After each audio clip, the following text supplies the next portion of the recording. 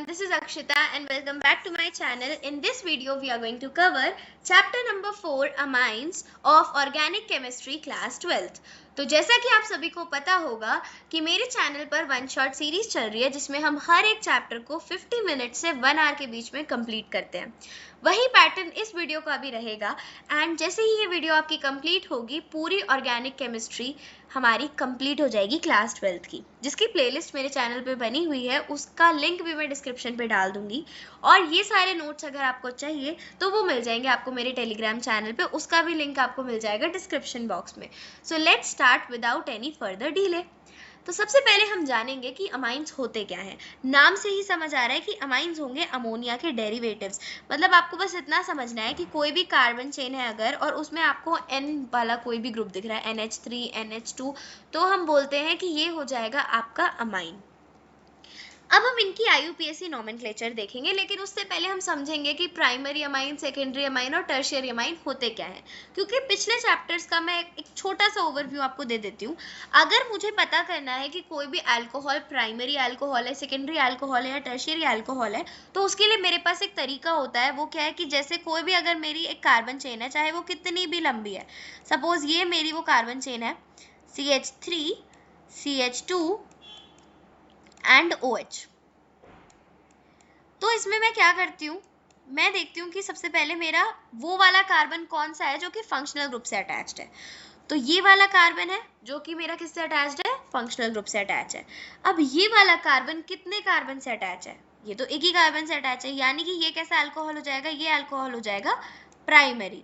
यानी कि किस पे डिपेंड कर रहा है, बेसिकली आपका अल्फा कार्बन पर डिपेंड कर रहा है। पिछले चैप्टर में मैंने बहुत अच्छे से अल्फा, बीटा, इन सभी अलग अलग कार्बन्स के बारे में समझाया था। जो भी आपका फंक्शनल ग्रुप होता है उससे कार्बन जो डायरेक्टली अटैच्ड है वो होता है अल्फा कार्बन। इस कार्बन से जितने भी हाइड्रोजन अटैच्ड होंगे वो होंगे अल्फा हाइड्रोजन। अल्फा कार्बन से जो कार्बन अटैच्ड होता है वो होता है बीटा कार्बन, और इस बीटा कार्बन से जितने भी हाइड्रोजन अटैच होंगे वो क्या होंगे, बीटा हाइड्रोजन। तो हमें क्या देखना है, बेसिकली हमें देखना है कि जो अल्फा कार्बन है वो कितने कार्बन से अटैच है। अगर ये कुछ ऐसा होता CH3, CH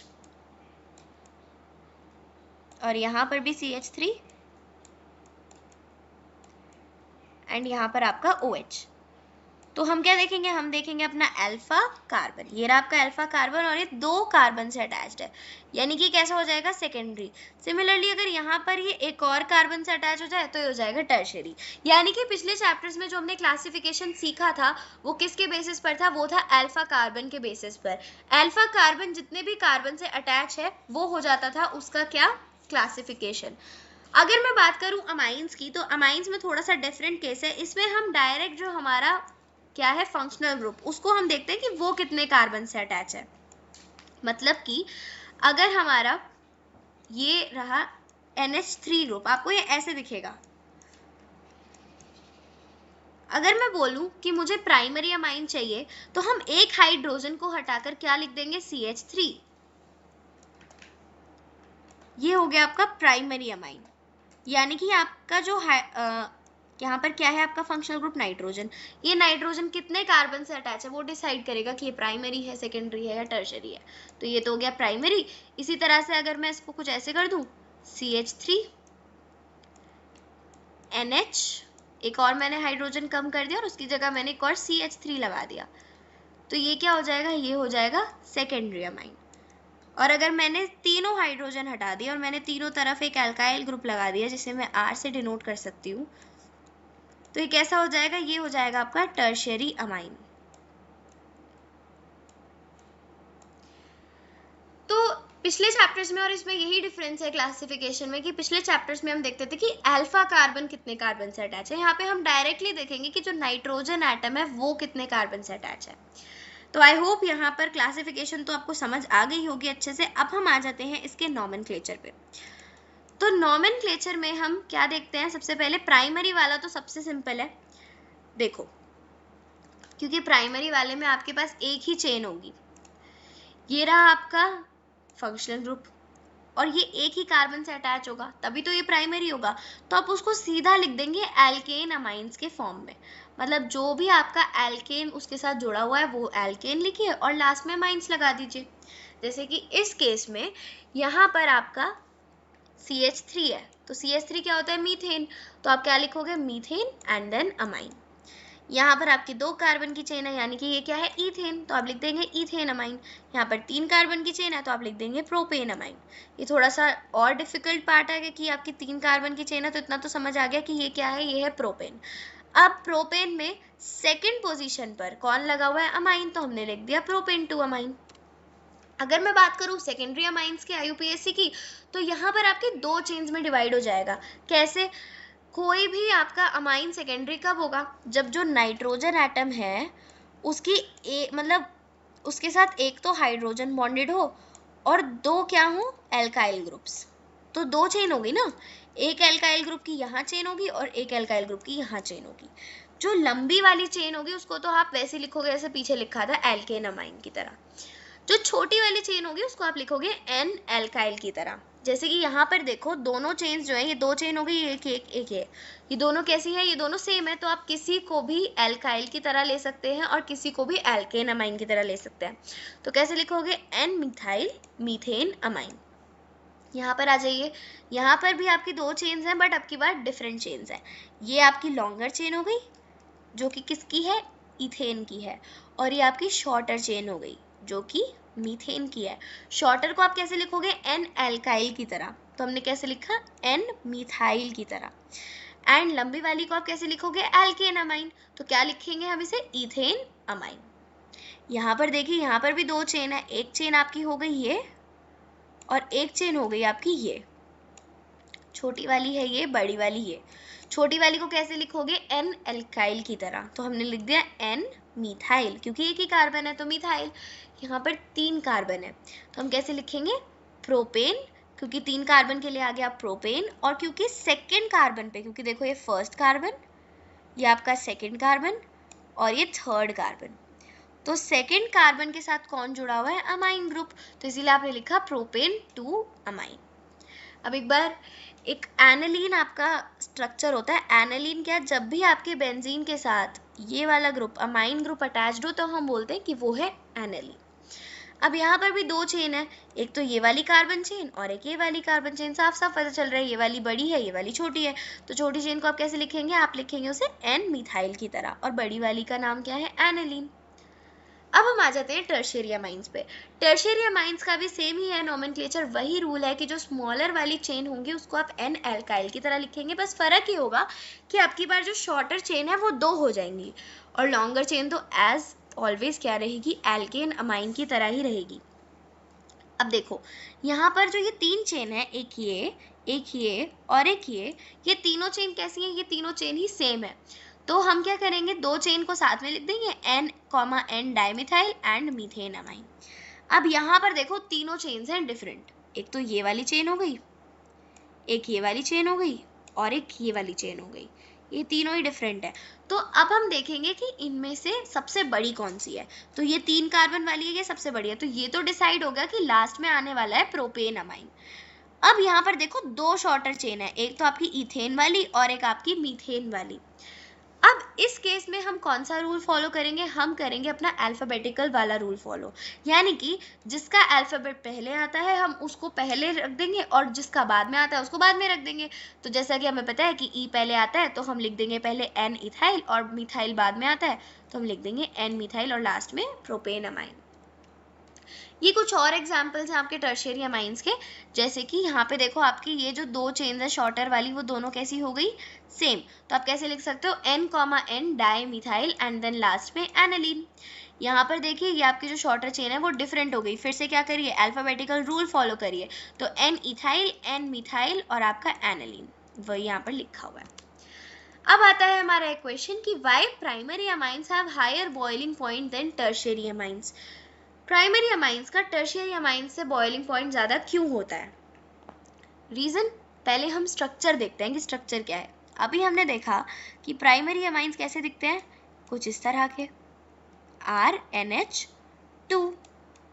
सेकेंडरी कैसे दिखते हैं, सेकेंडरी होते हैं R, मतलब 2 तरफ आपका एल्काइल ग्रुप लगा हुआ होगा RNH और यहाँ पे भी R, और टर्शियरी कैसे होंगे, जिसके तीनों तरफ सिर्फ और सिर्फ R होगा।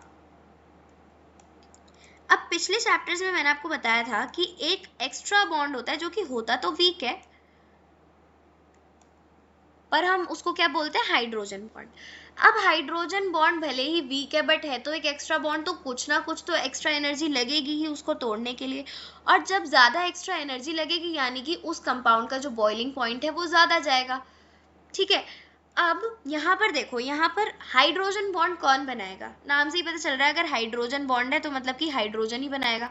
तो जितने ज़्यादा हाइड्रोजन उतनी ही ज़्यादा हाइड्रोजन बॉन्डिंग हमें देखने को मिलेगी। यहाँ पर देखो, यहाँ पर दो दो हाइड्रोजन है, यहाँ पर सिर्फ एक हाइड्रोजन है, और यहाँ पर तो एक भी नहीं है। इस वजह से ही क्या होता है कि जो प्राइमरी वाला होता है उसका बॉइलिंग पॉइंट सबसे ज़्यादा हो जाता है, क्योंकि ये क्या करेगा ना, ये हाइड्रोजन आपका पानी के साथ बहुत सारे बॉन्ड्स बना लेगा। जब ये पानी के साथ बॉन्ड्स बनाएगा तो इसको बॉयल होने में ज़्यादा टाइम लगेगा। बॉयल होने में ज़्यादा टाइम क्यों लग रहा है, क्योंकि यहाँ पर भले ही हमें दिख तो तीन ही बॉन्ड रहे हैं, एक ये वाला जो कि एल्काइल चेन के साथ बना हुआ है और दो हाइड्रोजन के साथ, लेकिन ये जो हाइड्रोजन है ना ये बाहर एक्स्ट्रा बॉन्ड्स भी बना रहा है।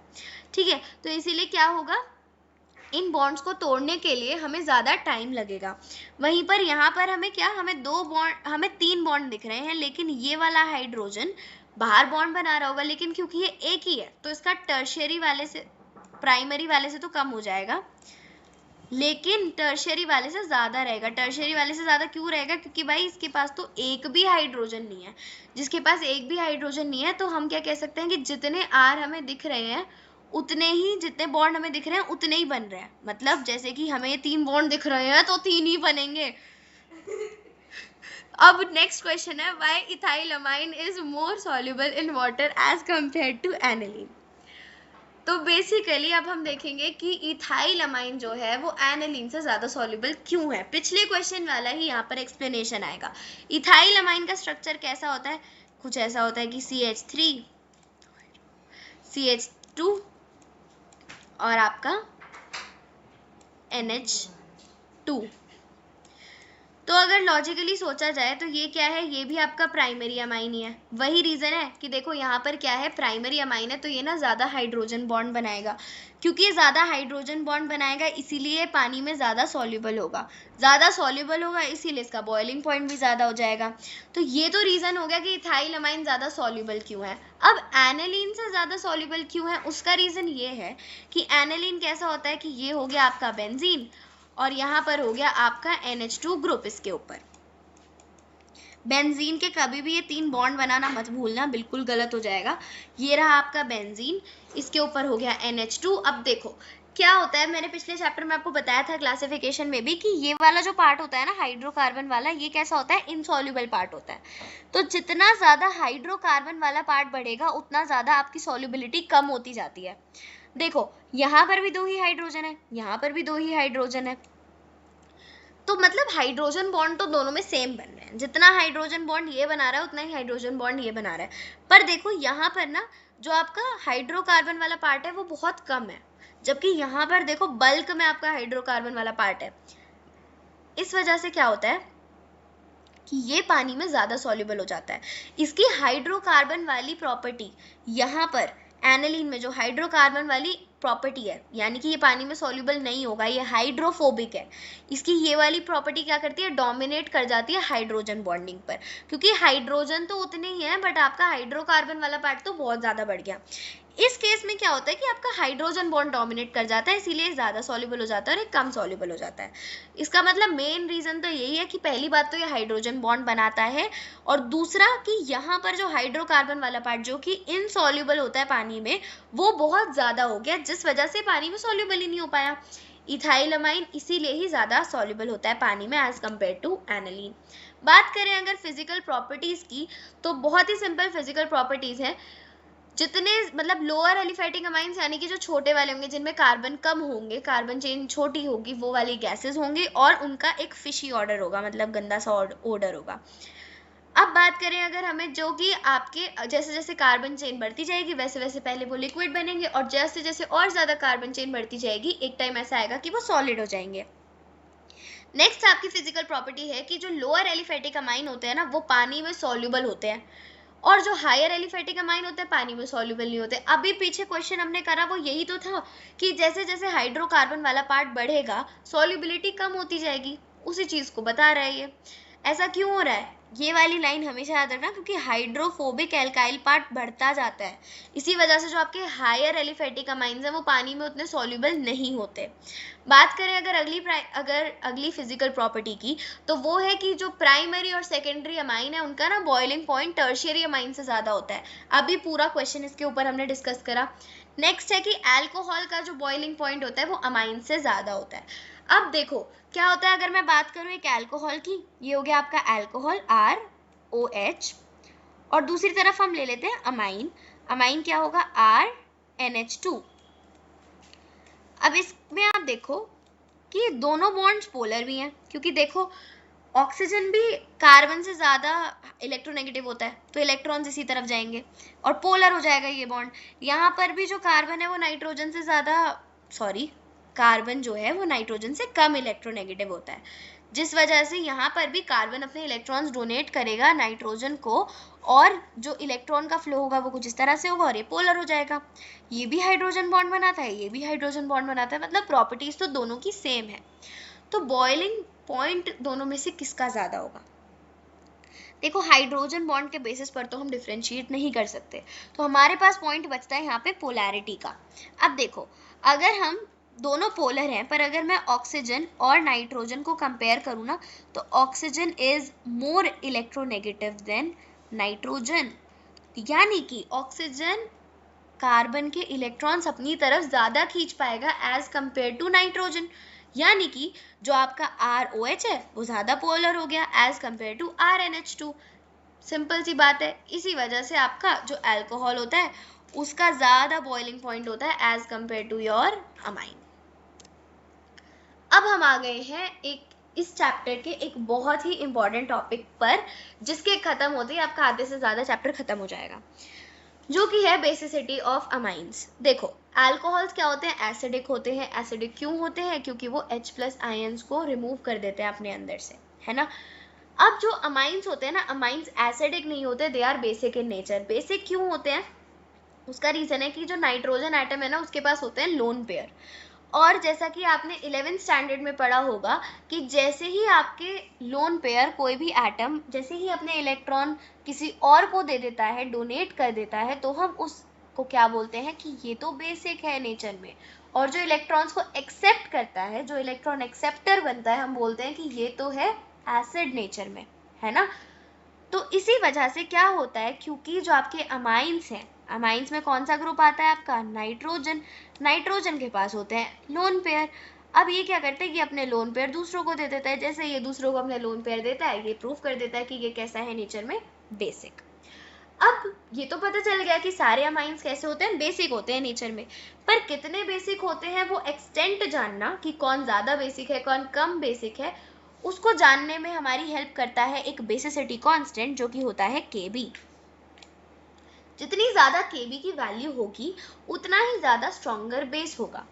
इसी तरह से अगर आपको किसी की एसिडिक स्ट्रेंथ देखनी है कि कौन ज्यादा एसिडिक है, तो हमारे पास एक कांस्टेंट आता है Ka। जितना ज्यादा Ka उतना ही ज्यादा वो जो सब्सटेंस होगा कैसा होगा, वो एसिडिक। ठीक है, अब इसी तरह से ये तो बात होगी आपकी Ka और Kb की। इसी तरह से दो और आपकी कांस्टेंट्स आते हैं, जो है एक तो pKa एंड योर pKb। ये जो pKa और pKb है ना, ये बिल्कुल उल्टे चलते हैं Ka और Kb के। जैसे कि मैंने बोला कि जितनी ज्यादा Kb होगी उतनी ही ज्यादा जो आपका वो सब्सटेंस है वो कैसा हो जाएगा, बेसिक हो जाएगा। तो pKb इसका उल्टा करेगा, मतलब pKb जितना ज्यादा उतना ही कम वो सब्सटेंस बेसिक होगा। सिमिलरली जितना ज्यादा Ka उतना ही ज्यादा क्या हो जाएगा, सब्सटेंस एसिडिक हो जाएगा। वहीं पे अगर मैं बात करूं कि जितना ज्यादा pKa उतना कम एसिडिक हो जाएगा आपका वो सब्सटेंस। तो इसके आगे अगर मैं एक लाइन जोड़ना चाहूं, जो कि यहाँ लिखा है कि higher the value of Kb stronger will be the base, तो इसके आगे मैं एक और लाइन लिख सकती हूँ कि जितनी ज्यादा वैल्यू यानी कि higher the value of pKb weaker will be the base. जितनी ज्यादा pKb की वैल्यू होगी उतना ही वीक आपका बेस हो जाएगा। अब है आपका why aliphatic amines are stronger bases than aromatic amines. जो एलिफेटिक अमाइंस है ऐसा क्यों कहा जाता है कि वो एरोमेटिक अमाइंस से ज्यादा स्ट्रॉन्ग बेस होती हैं? अभी मैंने आपको बताया कि इनका जो बेसिक नेचर है वो किस चीज के ऊपर डिफाइंड है, वो डिफाइंड है लोन पेयर के ऊपर, कि इनके पास होता है लोन पेयर, और क्योंकि ये लोन पेयर डोनेट कर रहे हैं, अपने इलेक्ट्रॉन्स को डोनेट कर रहे हैं, इस वजह से हम कह देते हैं कि भाई ये बेसिक है नेचर में। लेकिन अगर कोई कंपाउंड, कोई नाइट्रोजन एटम ऐसा आ जाए जो कि अपने लोन पेयर को डोनेट ही ना कर पाए, तो क्या हम उसे बोलेंगे कि वो बेसिक है नेचर में? बिल्कुल भी नहीं बोलेंगे। तो बेसिकली यहाँ पर हम वही डिफरेंस देखने वाले हैं। जो आपका एरोमेटिक होता है, तो अब देखो जो हमारा एरोमेटिक अमाइन होता है, जैसे कि हम बात करें अगर एनिलीन की, ये क्या है, ये आपका एक एरोमेटिक अमाइन है। अब क्या होगा, ये अपने इलेक्ट्रॉन्स रेजोनेंस की वजह से नीचे दे देगा। जैसे ही ये बेंजीन रिंग को अपने इलेक्ट्रॉन्स दे देगा, इसके ऊपर तो एक पॉजिटिव चार्ज आ जाएगा, है ना, और फिर लास्ट में इसके पास वापस ये इलेक्ट्रॉन आ जाएंगे, यानी कि इसके ये जो लोन पेयर है, जो एक्स्ट्रा इलेक्ट्रॉन्स हैं, वो तो बिजी है रेजोनेंस में। तो क्या इस हालत में ये अपने इन इलेक्ट्रॉन्स को बाहर डोनेट कर पाएगा? ऑब्वियसली नॉट, जिस वजह से इसका जो बेसिक कैरेक्टर है वो क्या हो जाता है, कम हो जाता है। अगर मैं बात करूं एक एलिफेटिक अमाइन की, उस केस में क्या होता है, पहली बात कि वो जो अमाइन है, वो जो नाइट्रोजन एटम है ना, उसके लोन पेयर तो उसके पास रहेंगे ही रहेंगे। जैसे कि यहाँ पर इस वाले आप एलिफेटिक अमाइन को देखिए कि इसके जो लोन पेयर है इस नाइट्रोजन एटम के पास, वो तो इसके पास रहेंगे। अब बात आती है कि एक एक्स्ट्रा चीज और हो रही है जिस वजह से और ज्यादा स्ट्रॉन्ग बेस बन जाता है। यहाँ पर हमें देखने को मिलता है plus I effect. Plus I effect क्या होता है, यानी कि इसके ऊपर इलेक्ट्रॉन डेंसिटी और बढ़ रही है। ये जो ग्रुप है ना आपका, जितने भी अल्काइल ग्रुप्स होते हैं, जितने भी अल्काइल ग्रुप यानी कि CH3, मीथेन, इथेन, है ना, जितने भी अल्काइल ग्रुप्स हैं, ये सब क्या करते हैं, ये ना इलेक्ट्रॉन डेंसिटी को इंक्रीज करते हैं। कैसे? अपने इलेक्ट्रॉन्स उस एटम को देके, तो ये अपने इलेक्ट्रॉन्स भी इसको दे रहा है। अब जैसे जैसे अपने इलेक्ट्रॉन्स इसको दे रहा है, इसके ऊपर तो इलेक्ट्रॉन डेंसिटी बढ़ती जा रही है, बढ़ती जा रही है। कुछ तो इसके पास पहले से थे और कुछ इसके पास और ज्यादा इलेक्ट्रॉन डेंसिटी बढ़ गई। जैसे ही इसको कोई अप्रोच करेगा तो ये बहुत इजीली अपने इलेक्ट्रॉन्स को डोनेट कर देगा। और जो एलिमेंट या जो एटम अपने इलेक्ट्रॉन्स को बहुत इजीली डोनेट करते हैं, उसको हम कहते हैं कि वो तो बहुत स्ट्रॉन्ग बेस है। यही रीजन था जिसकी वजह से बोला जाता है कि aromatic amines are weaker bases as compared to aliphatic amines. I hope this question is clear. Let's move further. तो अब हम देखने वाले हैं basicity of amines in gas phase. ठीक है, तो गैस फेज में जो अमाइंस की बेसिसिटी होती है, जब भी क्वेश्चन आए आपको बेसिसिटी कंपेयर करनी हो, तो हमेशा देखना कि वहाँ गैस फेज में पूछा गया है या एक्वस फेज में पूछा गया है। ठीक है, तो अभी हम पहले पढ़ने वाले हैं गैस फेज में। गैस फेज में इट इज वेरी सिंपल, जो भी हमने पीछे रीजन बोला था, plus I effect. Plus I effect यानी कि जितने ज्यादा एल्काइल ग्रुप उतनी ही ज्यादा बेसिसिटी। ठीक है, अगर एक एल्काइल ग्रुप, तो देखो जैसे कि 3, यहाँ जो ट्रेंड चलेगा, ऑर्डर ऑफ बेसिसिटी चलेगा, सबसे ज्यादा बेसिक कौन होगा, 3 डिग्री वाला, उससे कम 2 डिग्री वाला, सबसे कम उससे कम 1 डिग्री वाला, और सबसे कम तो NH3 जिसके पास कोई एल्काइल ग्रुप है ही नहीं। ठीक है, तो 3 डिग्री वाला कैसा होगा आपका, ये N, यहाँ पे भी R, यहाँ पे भी R, एंड आपका यहाँ पे भी R। तो देखो इसको 3 तरफ से इलेक्ट्रॉन्स मिल रहे हैं, ये भी अपने इलेक्ट्रॉन दे रहा है, ये भी अपने इलेक्ट्रॉन दे रहा है, ये भी, और इसके पास खुद के तो है ही है ना। तो देखो यहाँ पे इसकी इलेक्ट्रॉन डेंसिटी कितनी ज्यादा होगी, इससे कम किसकी होगी, जिसके पास 2 R होंगे, एक इस साइड और दूसरा इस साइड। ठीक है, फिर 1 डिग्री के पास एक ही R होगा और इसके पास तो एक भी नहीं है। तो गैस फेज पे जो आपकी बेसिसिटी डिपेंड करती है, वो सिर्फ और सिर्फ डिपेंड करती है प्लस आई इफेक्ट पे एल्काइल ग्रुप के, यानी कि जितने ज्यादा एल्काइल ग्रुप उतना ही ज्यादा आपकी बेसिसिटी। Very simple. ठीक है, अब आप आ जाइए एक्वस फेज में। एक्वस फेज में थोड़ा सा हो जाता है कॉम्प्लिकेटेड, तो इसीलिए थोड़ा सा ध्यान से सुनना। यहाँ पर क्या होता है, जैसे ही हम अमाइंस की एक्वस फेज में बात करते हैं, इनकी बेसिक स्ट्रेंथ की, तो क्या होता है, 3 फैक्टर्स डिसाइड करते हैं कि ये जो आपका कंपाउंड है या फिर ये जो आपका एटम है, ये कितना बेसिक है। वो 3 फैक्टर्स हैं। सबसे पहला plus I effect of alkyl group, जो कि अभी हमने पीछे देखा था, यानी कि जितने ज्यादा CH3 ग्रुप उतना ज्यादा प्लस आई इफेक्ट होगा। दूसरा सॉल्वेशन इफेक्ट और the extent of hydrogen bonding. Hydrogen bonding अगर आ गया मतलब आप समझ जाओ यहाँ पे बात कर रहे हैं हाइड्रोजन की, यानी कि हमें हाइड्रोजन भी चाहिए। तो ये बात तो इस वाले पॉइंट से फाइनलाइज हो गई कि टर्शियरी तो बिल्कुल भी सबसे ज्यादा बेसिक नहीं होगा एक्वस फेज में। ऐसा क्यों? क्योंकि टर्शियरी के पास तो एक भी हाइड्रोजन नहीं होता, उसके तो तीनों साइड कौन लगा हुआ होता है? एल्काइल ग्रुप ही लगा हुआ होता है। ठीक है, तो ये चीज तो डिसाइड हो गई कि टर्शियरी तो सबसे ज्यादा बेसिक हो ही नहीं सकता एक्वस फेज में। ठीक है, अब आप आ जाइए स्टेरिक हिंड्रेंस। स्टेरिक हिंड्रेंस मतलब होती है भीड़ भड़ाका। भीड़ भड़ाका मतलब कि जितनी ज्यादा भीड़, देखो मतलब अगर एक एल्काइल ग्रुप लगा हुआ है, ये देखो अगर एक एल्काइल ग्रुप है, ये है RNH2, एक सेकेंड, अगर आपका RNH2 लिखा हुआ है यहाँ पर, तो ये तो एक ही, ये कितना खाली खाली सा लग रहा है, राइट? यहीं पर खाली NH3 लिखा होता तो और भी ज्यादा खाली हो जाता। और अगर RNH और यहाँ पर एक और R आ गया तो थोड़ी सी भीड़ बढ़ी, एटम्स बढ़ गए। अब अगर एक और R आ जाए, जैसे कि टर्शियरी में होता है कि यहाँ भी ये बीच में N हो गया, यहाँ भी R, यहाँ भी R और यहाँ भी, तो देखो कितना भरा भरा सा लग रहा है। तो यहाँ पर ज्यादा भीड़ है, मतलब यहाँ पर स्टेरिक हिंड्रेंस जो होगी ना वो सबसे ज्यादा होगी, यहाँ पर उससे कम और यहाँ पर सबसे कम स्टेरिक हिंड्रेंस होगी। तो ये तीन चीजें हमें देखनी होती है। अब पहली चीज तो हमने यहीं से ही डिसाइड कर ली थी सेकेंड पॉइंट से कि जो टर्शियरी है वो तो कतई भी नहीं होगा। क्या नहीं होगा? बिल्कुल भी आपका मतलब हो ही नहीं सकता बेसिक सबसे ज्यादा एक्वस फेज में, जैसा कि हमने देखा था कि गैसियस फेज में हो गया था। गैसियस फेज में क्यों हो गया था? क्योंकि वहां पर तो सिर्फ हमने प्लस आई इफेक्ट देखा था, यानी कि जितने ज्यादा CH3 ग्रुप यानी कि आपका एल्काइल ग्रुप उतनी ज्यादा क्या हो जाएगी? बेसिसिटी। ऑब्वियसली टर्शियरी में तो तीनों साइड एल्काइल ग्रुप लगा होता है तो वो सबसे ज्यादा बेसिक हो जाता है।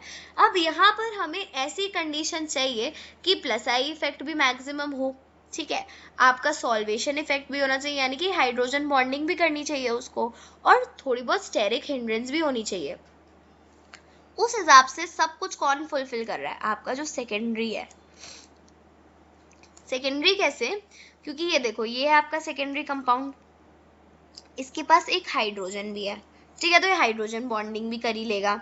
प्लस आई इफेक्ट भी सबसे ज्यादा यही कर सकता है। क्यों कर सकता है सबसे ज्यादा? क्योंकि देखो आपको ऐसी कंडीशन चाहिए कि हाइड्रोजन भी होना चाहिए और दूसरी चीज ये ना वो भी करे, इसके पास प्लस आई इफेक्ट भी मैक्सिमम होना चाहिए। तो with hydrogen bond maximum plus I effect किसके पास है? सेकेंडरी के पास ही है, ठीक है। तो इन दो कंडीशन को पूरी तरह से, और स्टेरिक हिंड्रेंस भी तो दिख ही रही है यहाँ पे, थोड़ी बहुत तो भीड़ है ही। तो हमें ये तो पता चल गया कि आपके एक्वस फेज में सबसे ज्यादा बेसिक तो आपका सेकेंडरी वाला ही होगा हमेशा। अब कंफ्यूजन आती है कि सेकेंडरी के बाद प्राइमरी आएगा या टर्शियरी आएगा। उसके लिए हमारे पास है दो केसेस, जिसमें कि पहला है मिथाइल अमाइन। मिथाइल अमाइन मतलब कि आपका वो वाला अमाइन जिसमें ना आपका मिथाइल ग्रुप ही लगा हुआ हो सिर्फ। जैसे कि देखो ये है आपका सेकेंडरी, एक CH3 दो CH3, ये है आपका प्राइमरी, एक ही CH3 लगा हुआ है और यहाँ पे आपके 3 CH3 लगे हुए हैं, यानी कि कुछ इस तरह का कंपाउंड है। यहाँ पर भी आपका CH3 है, यहाँ पर भी CH3 है और आपका यहाँ पर भी CH3 है। तो देखो अब ये तो पहले से ही हमने डिसाइड कर लिया था कि 2 डिग्री वाला एक्वस फेज में हमेशा कैसा होगा? सबसे ज्यादा बेसिक होगा। In case of methyl amine secondary के बाद कौन आएगा? प्राइमरी आएगा एंड देन टर्शियरी आएगा, क्योंकि हमें दो फैक्टर्स पे डिसाइड करना है, एक तो स्टेरिक हिंड्रेंस और दूसरा आपका हाइड्रोजन बॉन्डिंग। अब क्या होता है इस केस में कि स्टेरिक हिंड्रेंस अगर मैं देखूँ तो स्टेरिक हिंड्रेंस यहाँ पर है तो बहुत थोड़ी सी और यहाँ पर ज्यादा है, तो आनी तो ये आगे चाहिए। लेकिन जो दूसरा आपको देखना है हाइड्रोजन बॉन्ड, यहाँ पर ये वाला पार्ट तो बड़ा छोटा सा है ना, लेकिन जो हाइड्रोजन बॉन्ड है देखो इसके पास 2 हाइड्रोजन है और यहाँ पर तो एक भी हाइड्रोजन नहीं है। तो इस केस में जो आपका H बॉन्ड है ना वो डोमिनेट कर जाता है। तो H बॉन्ड डोमिनेट कर गया, इस वजह से सबसे ज्यादा बेसिक कौन? सबसे ज्यादा बेसिक आपका 2 degree, then 1 degree and then 3 degree. अगर मैं बात करूं इथाइल अमाइन की, तो इथाइल अमाइन में क्या हुआ? इस केस में आपका कौन डोमिनेट कर गया? स्टेरिक हिंड्रेंस डोमिनेट कर गई।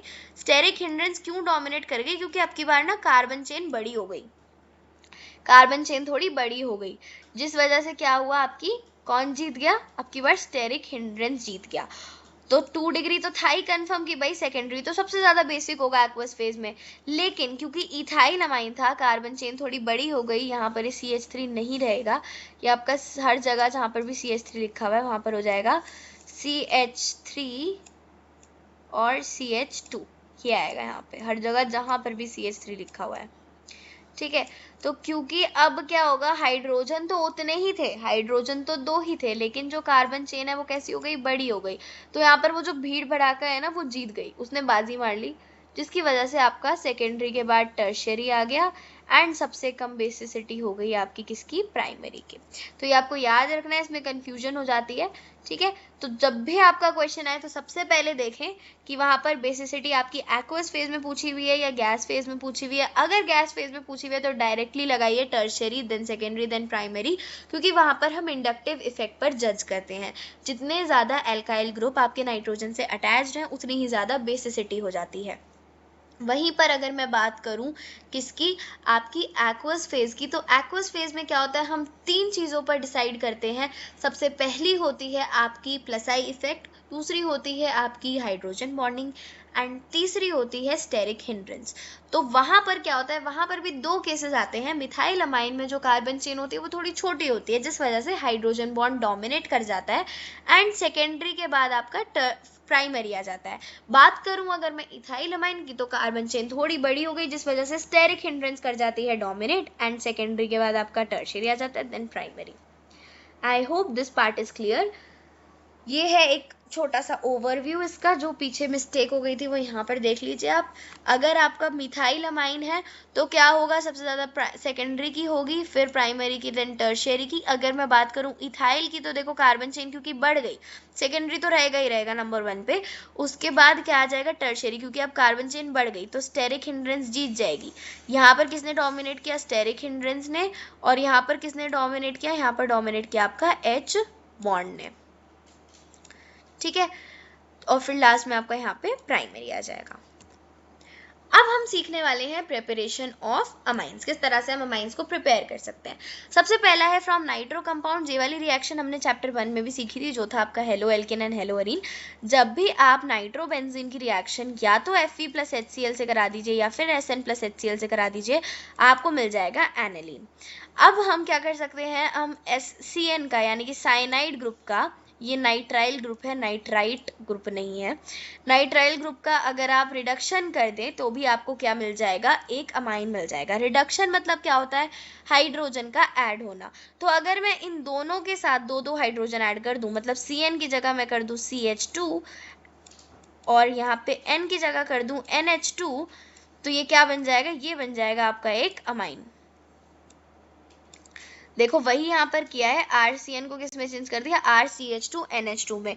आप कुछ भी कर सकते हैं, या तो आप 2H2 वो आपने देखो 4 हाइड्रोजन जोड़ दिए, तो 2H2 in the presence of निकल और प्लैटिनम, और या फिर आप NaHG लगाकर C2H5OH लगा सकते हैं।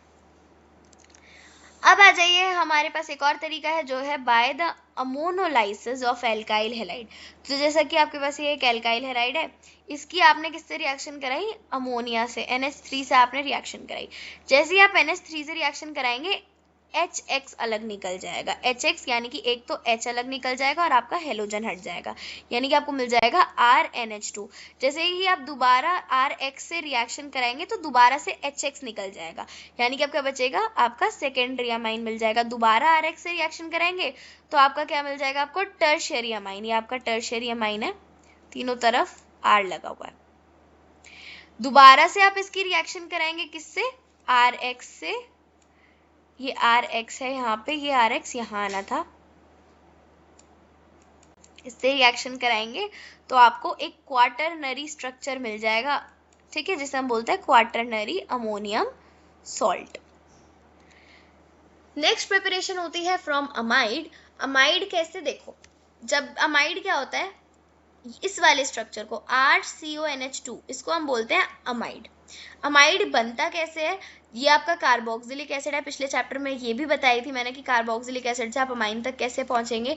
ये कार्बोक्सिलिक एसिड है, इसके साथ आपने रिएक्शन कराई NH3 की और आपने इसको हीट कर दिया तो आपको मिलेगा RCONH4 plus RCOO minus and NH4 plus, जो कि फर्दर रिएक्ट करके आपको दे देगा अमाइड।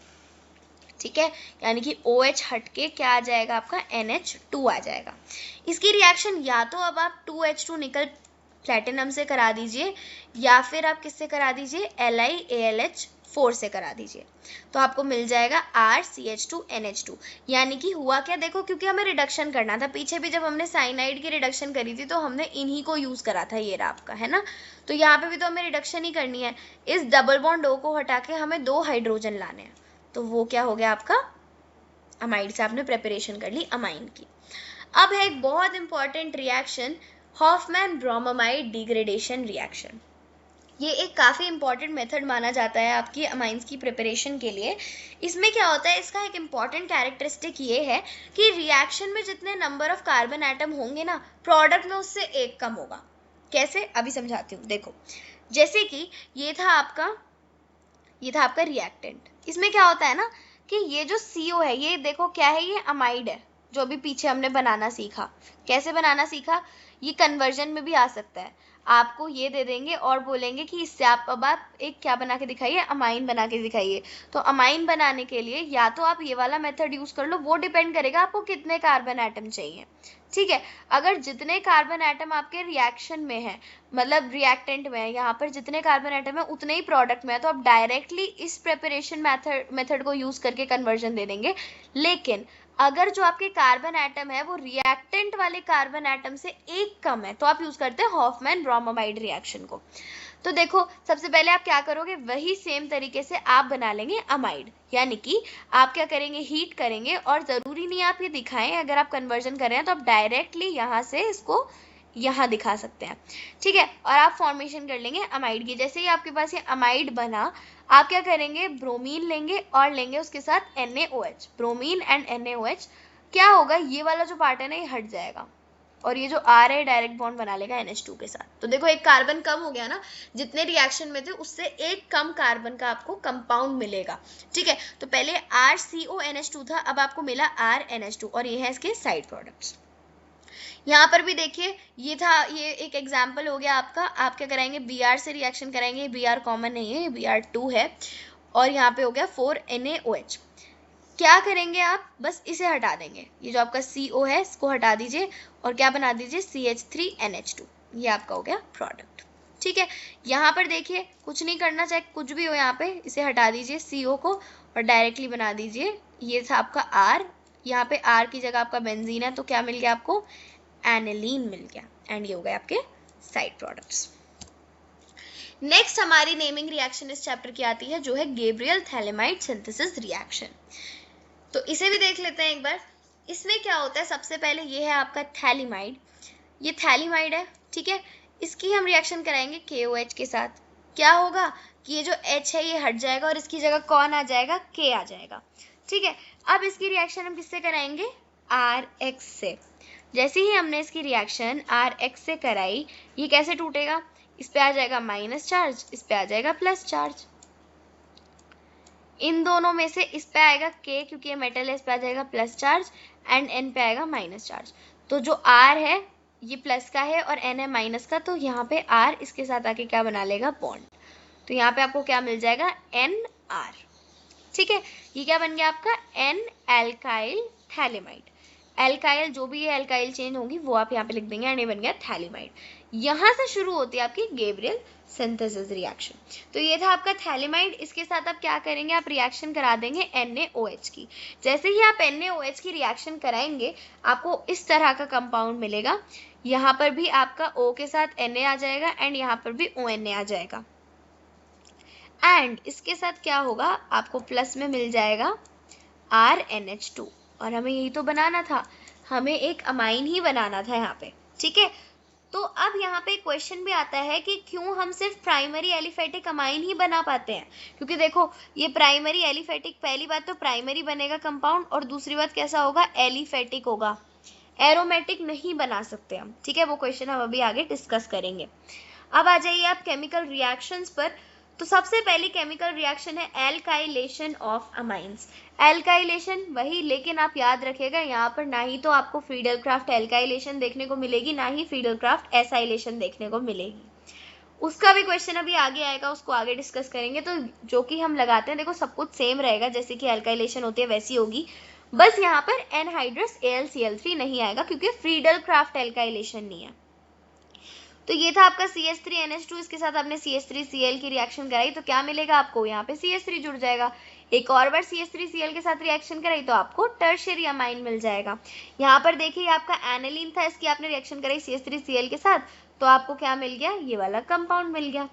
अब आप क्वेश्चन आ गया जो मैं अभी बोल रही थी, why aniline does not undergoes Friedel-Crafts reaction. तो ऐसा क्यों होता है कि यहाँ पर हमें फ्रीडल-क्राफ्ट रिएक्शन देखने को नहीं मिलती, हम एनहाइड्रस AlCl3 क्यों नहीं लगाते? उसका रीजन ये है कि ये जो कैटलिस्ट है ना, ये कैसा है, ये एक इलेक्ट्रॉन डेफिशिएंट स्पीशीज है, ठीक है। तो यहाँ पर क्या होता है, जैसे हम इसको लगाते हैं ना, इसकी तो रिएक्शन होती नहीं है जिसकी होनी चाहिए, इसकी तो रिएक्शन होती नहीं है। ये क्या करता है, ये जाके बॉन्ड बना लेता है, ये गद्दारी कर देता है बेसिकली इसके साथ। एंड अब कैटलिस्ट का काम क्या होता है, रिएक्शन को थोड़ा सा तेज कर देना, लेकिन ये तो रिएक्शन तेज करने की वजह क्या कर रहा है, ये तो खुद ही रिएक्शन में पार्टिसिपेट कर रहा है, जबकि कैटलिस्ट कभी भी रिएक्शन में पार्टिसिपेट नहीं कर सकता क्योंकि ये एक इलेक्ट्रॉन डेफिशिएंट सीरीज है, स्पीशीज है। तो इसको क्या जरूरत है, इसको जरूरत है इलेक्ट्रॉन्स की। और अभी हमने देखा कि जो हमारा अमाइंस होते हैं कैसे होते हैं, वो होते हैं बेस, तो इनके पास तो क्या होंगे, इलेक्ट्रॉन ज़्यादा होंगे, यानी कि ये अपने इलेक्ट्रॉन इसको दे देगा और बन जाएगा लुईस बेस, और ये क्या बन जाएगा, AlCl3 आपका लुईस एसिड। अब ये आपका एक नया कंपाउंड बन जाएगा, और जब एसिड बेस की रिएक्शन होती है तो क्या मिलता है, सॉल्ट मिलता है, ठीक है।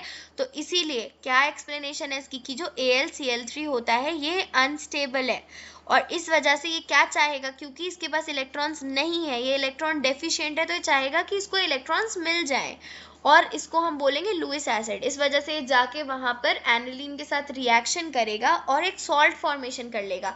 और जो हमें चाहिए था, जो हमें फ्रीडल-क्राफ्ट रिएक्शन चाहिए थी, कोई एल्काइलेशन या फिर अगर आप एसाइलेशन करें तो कोई एसाइलेशन आपको देखने को नहीं मिलेगी इस केस में। सेम हेयर, अब आप देखेंगे एसाइलेशन रिएक्शन सेम जैसे आप करते हैं, बस क्या लगाएंगे आप, एनहाइड्रस AlCl3 नहीं लगाएंगे, बाकी सब सेम रहेगा। देखो CH3COCl था, तो ये वाला जो पार्ट है वो आपका इसके साथ जाके जुड़ जाएगा, ये बन गया आपका कंपाउंड। अब आपका गेब्रियल थैलेमाइड वाला क्वेश्चन आ गया कि जो एरोमेटिक अमाइंस होते हैं वो हम क्यों नहीं बना पाते गेब्रियल थैलेमाइड सिंथेसिस रिएक्शन से। मैंने बोला था ना, प्राइमरी एलिफेटिक अमाइन ही बना सकते हैं, एरोमेटिक नहीं बना सकते। उसका एक्सप्लेनेशन आपका यहाँ आ गया कि जो गेब्रियल थैलेमाइड रिएक्शन होती है ना, वो डिपेंड करती है न्यूक्लियोफिलिक अटैक पर। यहाँ पर हम देखते हैं न्यूक्लियोफिलिक सब्स्टिट्यूशन रिएक्शन। लेकिन अभी पीछे हमने पढ़ा था पिछले चैप्टर्स में कि जो बेंजीन रिंग होती है ना, वो किसकी टुवर्ड्स एक्टिव होती है, electrophilic substitution reaction. Previous videos नहीं देखी हैं तो प्लीज़ जाके देखिए, क्योंकि ऑर्गेनिक केमिस्ट्री के जो चैप्टर्स होते हैं वो बहुत ज़्यादा लिंक होते हैं एक दूसरे से। अगर आपको एक समझ नहीं आया तो आपको आगे के भी समझ नहीं आएंगे, या फिर अगर आपने सोचा कि हम स्किप करके पढ़ लेते हैं तो तब भी आप बहुत ज़्यादा कन्फ्यूज़ हो जाएंगे, क्योंकि पूरी ऑर्गेनिक केमिस्ट्री होती है एक दूसरे से लिंक। तो इसीलिए पहले वाली वीडियोज़ देखें, तभी अच्छे से ये चैप्टर आपको समझ आएगा। तो यहाँ पर क्या होगा, हमने पहले पढ़ चुके हैं हम कि जो एनिलीन नहीं, जो आपका बेंजीन है, किसके टुवर्ड्स एक्टिव होता है, ये एक्टिव होता है इलेक्ट्रोफिलिक सब्स्टिट्यूशन रिएक्शन की तरफ। बट यहाँ पर आपका न्यूक्लियोफिलिक अटैक होता है, इस वजह से यहाँ पर इन दोनों की रिएक्शन हो ही नहीं पाती। यही है इसका एग्जाम्पल, मतलब इसका आंसर देखो, वही लिखा है कि एज एराइल हैलाइड, ये HA है, HE नहीं है, aryl halide do not undergo nucleophilic substitution reaction. जो आपके एराइल हैलाइड्स होते हैं वो न्यूक्लियोफिलिक सब्स्टिट्यूशन रिएक्शंस में नहीं जाते, इस वजह से आपके एरोमेटिक प्राइमरी अमाइंस नहीं बन पाते गेब्रियल थैलेमाइड में। अब आप आ जाइए हिंसबर्ग रिएजेंट के साथ रिएक्शन। तो बेसिकली ये जो हिंसबर्ग रिएजेंट है ना, ये हेल्प करता है डिस्टिंग्विश करने में between primary, secondary and tertiary amines. तो बेसिकली पहले हम जानेंगे कि हमारा ये जो हिंसबर्ग रिएजेंट है ये है क्या। तो हमारा हिंसबर्ग रिएजेंट होता है बेंजीन सल्फोनामाइड क्लोराइड, ये है उसका स्ट्रक्चर, ठीक है। तो ये स्ट्रक्चर याद रखना, एमसीक्यूज में पूछ सकते हैं। यही वो आपका रिएजेंट है जो हेल्प करेगा प्राइमरी, सेकेंडरी और टर्शियरी अमाइंस के बीच में डिस्टिंग्विश करने में। तो अगर मैं बात करूं प्राइमरी अमाइन के टेस्ट में, तो यहाँ पर क्या होता है कि प्राइमरी अमाइंस जब रिएक्ट करते हैं हिंसबर्ग रिएजेंट के साथ तो वो बनाते हैं एल्काइल बेंजीन सल्फोनामाइड, और ये एल्कली में क्या हो जाता है, सॉल्युबल हो जाता है। सेकेंडरी में क्या होता है, आपका बनेगा N dialkyl benzene sulphonamide जो कि एल्कली में इनसॉल्युबल होता है, और टर्शियरी अमाइंस तो रिएक्ट ही नहीं करते। ये है इनका पूरा एक प्रेजेंटेशन कि जैसे आपका ये क्या है, प्राइमरी अमाइन है, ठीक है। जब ये रिएक्ट करेगा, इसके पास 2 हाइड्रोजन है, तो यहाँ से एक हाइड्रोजन हटेगा और यहाँ से एक क्लोरीन हटेगा, और ये पूरा कंपाउंड यानी कि ये वाला पूरा कंपाउंड कहाँ जाके अटैच हो जाएगा, इसके साथ अटैच हो जाएगा, ठीक है। और ये आपका एल्कली में सॉल्युबल होगा। अगर मैं बात करूं सेकेंडरी वाले की, तो यहाँ पे ये वाला एक ही हाइड्रोजन था, ये हट जाएगा और यहाँ से ये क्लोरीन हट जाएगा, यानी कि HCl आपको साइड प्रोडक्ट मिलेगा। एंड ये जो सल्फर है ये डायरेक्ट बॉन्ड बना लेगा किससे, नाइट्रोजन से, एंड ये वाला आपको कंपाउंड यहाँ पे मिल जाएगा जो कि इनसॉल्युबल होगा एल्कली में, क्योंकि यहाँ पर इसके पास तो कोई हाइड्रोजन ही नहीं है। जब हाइड्रोजन नहीं है तो फिर ये किसके साथ, मतलब HCl कैसे बनेगा, यहाँ से Cl नहीं जाएगा और ना ही यहाँ से कोई हाइड्रोजन जाएगा, तो कोई रिएक्शन भी नहीं होगा। इस तरह से आप पता कर सकते हैं कि आपके पास जो अमाइन है वो प्राइमरी है, सेकेंडरी है या टर्शियरी है। नेक्स्ट रिएक्शन आती है हमारी कार्बाइल अमाइन रिएक्शन। तो कार्बाइल अमाइन रिएक्शन होती है जब आपके प्राइमरी एलिफेटिक और एरोमेटिक अमाइन रिएक्ट करते हैं क्लोरोफॉर्म के साथ और कोई एल्कली यानी कि KOH, NaOH इनके साथ रिएक्ट करते हैं, तो वो बनाते हैं आइसोसाइनाइड। जैसे कि आपको मैंने बताया था पहले कि ये होता है साइनाइड, इसको अगर हम उल्टा कर दें तो वो हो जाएगा आइसोसाइनाइड जो कि ये रहा NC, ठीक है। तो यहाँ पर आपका क्या था, NH2 ग्रुप था। अगर आपने इसकी क्लोरोफॉर्म के साथ रिएक्शन कराई जो कि ये रहा CHCl3 और KOH, और फिर आपने इसको हीट करा तो आपको क्या मिल जाएगा, आपको मिल जाएगा आइसोसाइनाइड ग्रुप। अब हम देखने वाले हैं डाईएजोनियम सॉल्ट के साथ रिएक्शन करने पे हमें क्या क्या मिलता है। देखो, पहली बार डाईएजोनियम सॉल्ट होता कैसे है, बनता कैसे है, वो ये रहा। मैंने आपको चैप्टर नंबर 1 में भी बताया था, शायद चैप्टर नंबर 2 में भी बताया था। तो ये कैसे बनता है, या तो आप डायरेक्टली HNO2 लिख लो या NaNO3 लिख दो और HCl लिख दो साथ में, और वहाँ पे टेम्परेचर भी हम बताते हैं कितना होता है, आपका 0 से 5 डिग्री सेल्सियस तक होता है। तो आप डायरेक्टली HNO2 भी लिख सकते हैं। क्या करेंगे, यहाँ पर NH2 की जगह क्या आ जाएगा आपका, N2Cl। अब डाईएजोनियम सॉल्ट के साथ हम काफी सारी अलग अलग रिएक्शंस कर सकते हैं, क्योंकि जो आपका N2 होता है ना, ये बहुत एक्सीलेंट लीविंग ग्रुप होता है, मतलब काफी इजीली लीव कर देता है और अपनी जगह सब्स्टिट्यूशन रिएक्शन दिखा देता है। जो भी हम लगाना चाहते हैं वो बड़ी इजीली लग जाता है। चैप्टर 1 में हमने इसी तरह देखा था आपका गेटरमैन रिएक्शन भी, सैंडमियर रिएक्शन भी। अगर आप डायरेक्ट वार्म H2O लगाएंगे तो आपको फिनॉल मिल जाएगा। तो इसी वजह से अब इस चैप्टर में भी हम कुछ तो पुरानी वाली ही देखने वाले हैं एंड कुछ थोड़ी सी नई देखने वाले हैं, जो कि बहुत सिंपल है, बहुत इजीली आपको समझ भी आ जाएंगी। जैसे कि पहली वाली आपकी वही है, अगर आपने CuCl लगाया तो क्या हो जाएगा, आपको मिल जाएगा क्या है ये, क्लोरोबेंजीन। और अगर आपने CuBr लगाया तो आपको मिल जाएगा ब्रोमोबेंजीन। इसी के साथ अगर आपने Ki लगा दिया तो आपको क्या मिलेगा, आयोडोबेंजीन।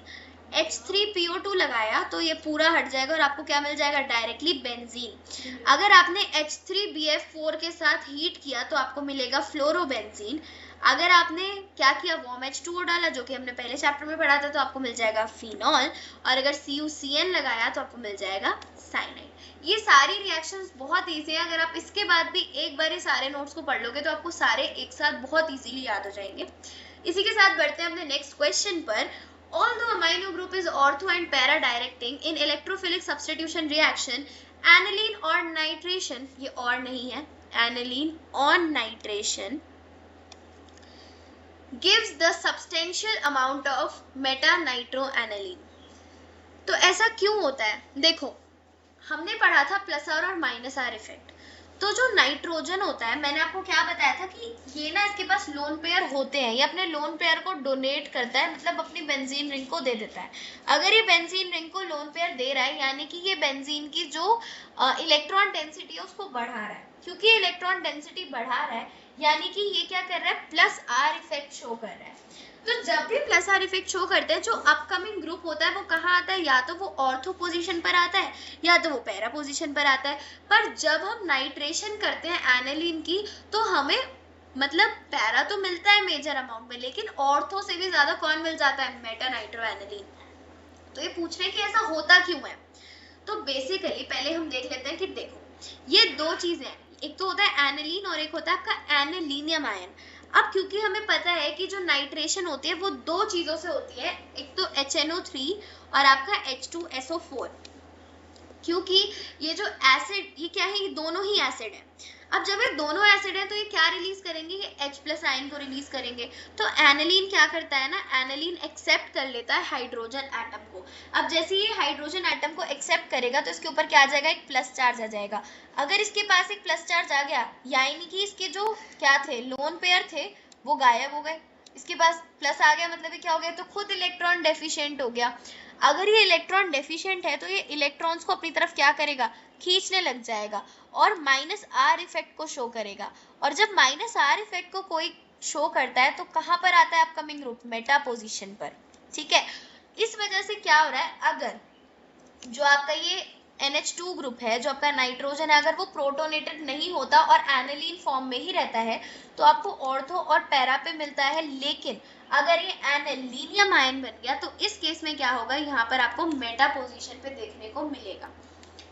नेक्स्ट क्वेश्चन आता है आपका कि जो अल्कोहल है वो अमाइन से ज्यादा एसिडिक क्यों होते हैं। वही मैंने आपको अभी पीछे बता भी दिया था कि जब, सॉरी क्वेश्चन चेंज हो गया, वो मैंने बेसिक वाला बताया था।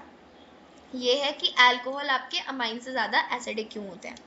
देखो, जब आपका एक प्रोटॉन, हम एसिडिटी को किस तरह से मेजर करते हैं, जो H+ को रिलीज करे और उसके साथ साथ क्या हो, H+ को रिलीज करने के बाद वो स्टेबल भी हो जाए। तो देखो आपको यहाँ पर तो देखने को मिलेगा Rn- या फिर आप कह सकते हो NH-, और वहां पर आपको अल्कोहल में देखने को मिलेगा RO-। जैसा कि मैंने पहले भी बताया था कि जो नाइट्रोजन है ना, वो कम इलेक्ट्रोनेगेटिव होता है ऑक्सीजन से, क्योंकि ज्यादा इलेक्ट्रोनेगेटिव है, इस वजह से ये फिर भी अपने आप को स्टेबल कर लेगा, क्योंकि इसकी तो टेंडेंसी है इलेक्ट्रॉन्स को गेन करना। वहीं पर ये मतलब इजीली एकोमोडेट कर लेगा नेगेटिव चार्ज को। लेकिन अगर मैं इसकी बात करूं तो नाइट्रोजन क्योंकि कम इलेक्ट्रोनेगेटिव है तो ये उतना इजीली एकोमोडेट नहीं कर पाएगा नेगेटिव चार्ज को, और ये वाला ज्यादा स्टेबल कंपाउंड बन जाएगा, ये वाला उतना स्टेबल नहीं बन पाएगा। इसी वजह से जो आपके अल्कोहल होते हैं वो ज्यादा एसिडिक होते हैं एज कंपेयर टू अमाइंस। ठीक है, ये आपका बता दिया कि किस तरह से जैसे ही ये अपने हाइड्रोजन को लूज करते हैं तो ये क्या कंपाउंड बनाते हैं। Next question, methylamine in water reacts with ferric chloride to precipitate hydrated ferric oxide. इसमें से जितने भी मैंने क्वेश्चन कराए हैं अधिकतर आपके NCERT के हैं। ठीक है, तो डायरेक्टली आपके कुछ NCERT क्वेश्चंस भी जो इंपॉर्टेंट है वो भी सॉल्व होते जा रहे हैं। अब जो मिथाइलमाइन है वो पानी में, बोल रहे हैं कि जो मिथाइलमाइन है वो पानी में रिएक्ट करके फेरिक क्लोराइड बना लेते हैं और प्रेसिपिटेट कर देते हैं हाइड्रेटेड फेरिक ऑक्साइड को। तो ऐसा क्यों होता है? जो मिथाइल अमाइन है वो पानी से ज्यादा बेसिक है। ठीक है, अगर ये पानी से ज्यादा बेसिक है तो पानी ये क्या करेगा, ये ना प्रोटॉन को एक्सेप्ट कर लेगा पानी से। ठीक है, ये इलेक्ट्रॉन्स देता है और प्रोटॉन को क्या करता है, एक्सेप्ट करता है। तो पानी से प्रोटॉन्स को ले लेगा और प्रोटॉन्स को लेगा और OH- को दे देगा। ठीक है, अब जैसे ही ये OH आयंस, जो ये OH- आयंस हैं, ये क्या करेंगे, कंबाइन करेंगे Fe3+ आयंस के साथ। ठीक है, ये माइनस है, ये प्लस है, तो ये एक दूसरे के साथ कंबाइन करके क्या बना लेंगे, ये बना लेंगे एक ब्राउन PPT, जो कि क्या है आपकी Fe2O3.XH2। अगर आपने 10th स्टैंडर्ड में थोड़ा सा ध्यान लगा के पढ़ा हो तो आपको पता होगा कि ये रस्ट का केमिकल फॉर्मूला है। ठीक है, वही यहाँ पर एक्सप्लेन किया हुआ है कि देखो पहले ये क्या था, ये था methylamine. Methylamine being basic in nature accept करेगा H+ को, और जब ये H+ को एक्सेप्ट करेगा तो OH- यहाँ पर अलग हो जाएगा और आपको कुछ इस तरह की चीजें देखने को मिलेंगी। यही OH- किसके साथ कंबाइन करेगा, इस Fe3+ के साथ, और इस Fe3+ के साथ कंबाइन करके बना लेगा कुछ इस तरह का स्ट्रक्चर, जो कि है हाइड्रेटेड फेरिक ऑक्साइड या फिर ब्राउन PPT। नेक्स्ट क्वेश्चन है, diazonium salt of aromatic amine are more stable than those of aliphatic amines. जो डाईएजोनियम सॉल्ट होते हैं एरोमेटिक अमाइन के, वो ज्यादा स्टेबल क्यों होते हैं एलिफेटिक अमाइन के से? देखो होता क्या है कि ये जो N2Cl हमें मिलता है ना, ये स्टेबिलिटी के ऊपर डिपेंड करता है। अगर इसको स्टेबिलिटी नहीं मिलती ना तो ये डायरेक्ट OH में होता है। जैसे कि अगर मैं बात करूं, अगर ये एलिफेटिक होता है ना RN2Cl, तो ये इस फॉर्म में रुकता ही नहीं, ये डायरेक्टली आपका पता है किस में चेंज हो जाता है, आपको ये देखने को भी नहीं मिलता, ये डायरेक्टली चेंज हो जाता है आपका ROH में। मतलब अगर आपके पास यहाँ पे बीच में होता ना RNH2, जैसे आपके पास ये RNH2 था यहाँ पे, और आपने इसकी रिएक्शन HNO2 से कराई, ठीक है, तो आपको ये तो देखने को भी नहीं मिलेगा, डायरेक्ट ही इसमें बन जाएगा। क्यों? क्योंकि ये वाला कंपाउंड बहुत ज्यादा अनस्टेबल होता है और ये डायरेक्टली ROH में चेंज हो जाता है। वहीं पर अगर मैं एरोमेटिक की बात करूं, भाई रेजोनेंस हो जाती है, और आपको पता ही है रेजोनेंस क्या लेके आता है, रेजोनेंस लेके आता है अपने साथ स्टेबिलिटी। तो यहाँ पर ये जो कंपाउंड है ये स्टेबल हो जाता है, ठीक है। सो that's all for this video, I hope you liked it. हमने इस चैप्टर को भी काफ़ी इजीली और काफ़ी बेसिक से कंप्लीट किया, एंड इसी के साथ हमारी ऑर्गेनिक केमिस्ट्री होती है complete. So that's all from my side. Please share this video to your friends and subscribe my channel. Thanks for